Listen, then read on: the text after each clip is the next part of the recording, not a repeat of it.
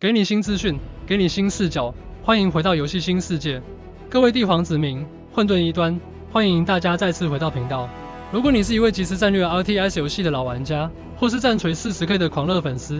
那么你一定对破晓之战这个名字不陌生。经历了3代的口碑滑铁卢后，很多人以为这个系列已经彻底没救了。但是我们错了。就在最近，负责开发破晓之战4的 Kmart Games 透过外媒 PC Gamer 的采访内容，透露出了大量震撼性的最新情报。这一次，他们不只要把我们带回当年那种史诗级的大规模血肉绞肉机里，更带来了足以颠覆传统 RTS 操作逻辑的全新机制。从拥有300个单位的超大战场，欧克兽人的零成本无限暴兵，到老玩家敲破碗的同步击杀，血腥处决动画全数回归。今天的影片，我帮大家将这些情报解析进行了深度统整，一次向大家报告。提醒第一次来到本频道的好友们，不论你是喜欢本频道介绍的游戏主题，或你是发誓要对帝皇效忠的40K 战锤粉丝，都别忘记现在就去按下订阅频道的按钮。而如果有余裕，愿意协助本频道成长的好朋友们，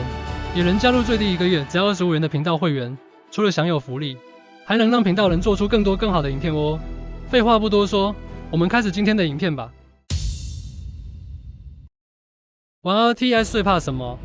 没错，就是手忙脚乱。以前我们玩破晓之战，框选一大堆部队点击一个敌人，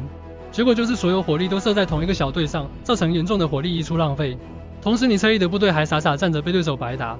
为了解决这个问题，你必须展现单身20年的手术，做出媲美加藤鹰大师的手术，疯狂切换目标。但破晓之战4的游戏总监杨泰森先生带来了一个超酷的新机制——右键拖曳多重攻击。这个机制是什么概念呢？以往你框选部队后是右键点击单一敌人，现在你可以按住滑鼠右键，在敌方阵型上画一个框，系统就会自动判断，让你的军队有智慧的分散火力去接战这群敌人。虽然目前还不知道系统分配火力的聪明程度到哪里，但开发团队明确表示，他们不希望这款游戏变成汗流浃背的比手速大赛。这并不代表游戏没有技术含量，而是团队希望玩家把精力花在宏观战略上，像是该配备什么武器装备，精锐部队要在哪里进场，要在哪里建立防线，把微操的繁琐劳动交给系统，让玩家成为真正的指挥官，而不是一个到处帮士兵擦屁股的保姆。现代化升级让 RTS 变得更人性化。除了战斗机制的改变，这次还加入了很多让现代玩家会感动落泪的生活品质提升。首先是大家非常怀念的自动补充兵员功能回归了，就像1代那样，你可以提前开启自动增援，部队在死伤时就会自动花费资源补满人数。你终于不用在激烈的交战中，还要一直把视角切回去盯着血条按补兵按钮了。第二个大改动是视角控制，总监自己也吐槽，回去玩破晓之战决定版时，只能把滑鼠移到荧幕边缘来移动视角，简直快把他逼疯了。所以破晓之战4直接内建了完整的 WASD 镜头控制系统，这对于习惯现代化操作的玩家来说，绝对是个巨大的福音，让你在瞬息万变的战场上切换视角变得无比滑顺。当然，老玩家依然可以选择传统的边缘滚动。此外，战术性的撤退指令也确定保留，让残血部队能快速脱离战场，保留你的军事力量，也让珍贵的升级的老兵可以不用那么快就战死沙场报效帝皇，而是在下一场战斗时还能是一尾活龙。好，接下来进入这波情报中最疯狂、最让人血脉奔张的部分——游戏规模与欧克兽人。破晓之战4这次玩得非常大，预设的单位上限高达300。文章中做了一个计算，你甚至可以在画面上同时派出500支炸弹史奎格，这绝对会让你的萤幕看起来像是一个彻底失控的火药库。而这300的人口上限，最能完美发挥的绝对是欧克兽人。这次欧克兽人的机制简直是丧心病狂，他们的经济和战斗力围绕着挖量表，只要打仗，甚至你的部队被杀、受到伤害，都能透过战旗来累积量表。随着量表升高，你的步兵会越来越便宜。更夸张的是，到了游戏大后期，欧克兽人可以解锁一项科技，让特定单位的资源花费变成0。你没听错，免费。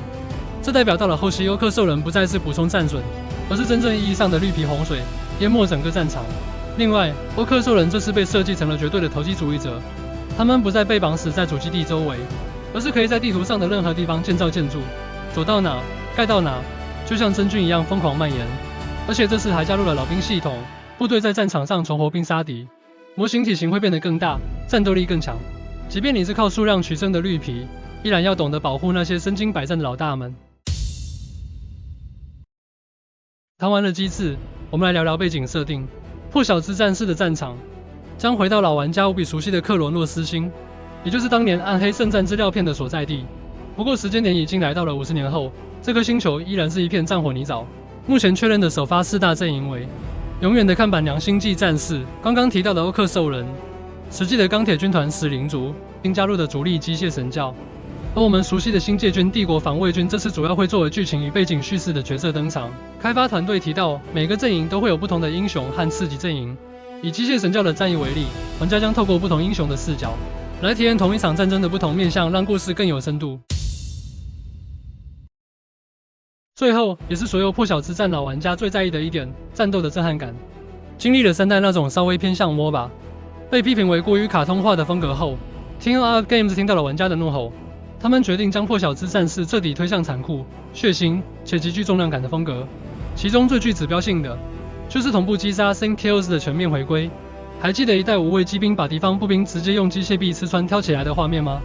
还记得割骨枝把敌人按在地上砸成肉泥的震撼吗？这些拥有独立演出的近战处决动画，将在4代以更华丽、更暴力的形式重现。看到史奎格野猪男孩撕裂敌人的远程小队。这不仅是战术上的压制，更是一场视觉上的顶级飨宴。综合以上所有的情报，我们可以看出 TNR Games 的野心非常大。破晓之战士不仅仅是一部续作，它更像是对整个即时战略游戏市场的一次扣关。他们试图保留那些让老玩家热血沸腾的经典元素的大场面、极致的暴力、鲜明的阵营特色，同时又透过创新的操作机制和友好的门槛向现代玩家招手。你不需要是一个将打起上校的所有的战锤40K 影片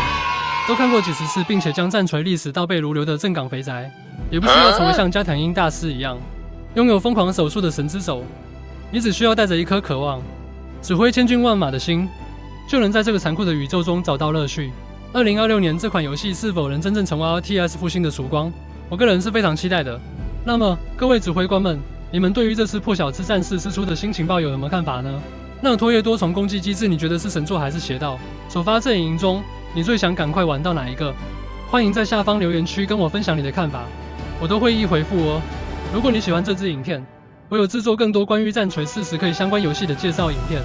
请直接点击荧幕上的链接前往观看，以免错过更多细节。也别忘了按赞、订阅与分享，开启小铃铛，才不会错过之后将登场的破晓之战士阵营介绍及 CA 的全军破敌40K 情报。我们下次见。